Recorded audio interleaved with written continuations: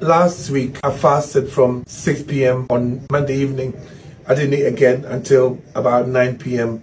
on Friday. I realized that most people in the fitness industry, they don't get it. Oh, fast, you're starving yourself. They don't understand the concept. In fact, if you're trying to build muscle, you can build muscle a lot quicker if you learned how to fast. When you fast, especially if you're trying to build muscle, every time I've fasted and I've actually gone back to eating normal again, my body's overcompensating, literally shoved the nutrients, whatever I've actually ended up putting on more weight than I did when I started fasting.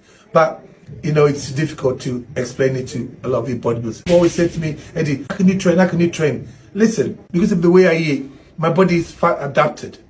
I'm fat adapted. That means I've trained my body to get its energy from both fats and carbs at equal times.